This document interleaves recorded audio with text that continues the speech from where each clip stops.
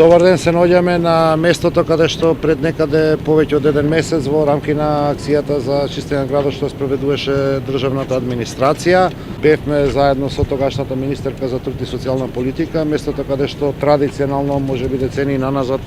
во градот Скопје растеше дива населба во која што живеа бездомни лица, која што беше еден извор и на аерозагадување, надвор од овој отпад кој што овдека може да го видите. Успеавме во текот на овој месец да издржиме, да не дозволиме повторно да ни се населат бездомните лица кои што се згрижени, кои што се во капацитетите на Министерството за труд и социјална политика, а овдека во текот на вчерашниот ден со општествено одговорни градежни фирми кои што соработуваат со градот Скопје, на моја молба започна целосно и темелно расчистување на оваа локација. До сега во текот на овие 2 дена имаме подигнато над 500 кубни метри смет. Јас очекувам дека во наредните 10 дена целосно ќе завршиме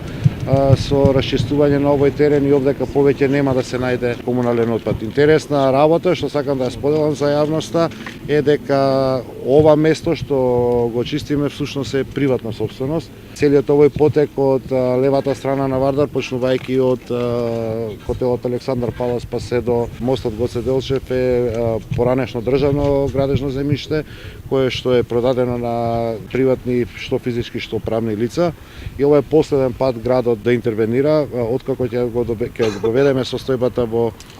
каква таква нормална состојба, ќе ги задолжиме собствениците на одржување и ќе бидеме ригорозни и неприкосновени во изречување на казни, во смисла на одржување на собственоста чиста. Тоа писмено се известени сите собственици на земјиштето, користам оваа можност и јавно да ги известам за да немаме утре некакви, да кажам, теоретски недоразбирања, бидејќи навистина не мислам дека треба да правиме компромис, околку некој го купил ова земјиште, тој ќе треба да го одржува и да не дозволува на него да се случуваат работи какви што се имаат случувано. Голема благодарност до компаниите кои што земаат дел од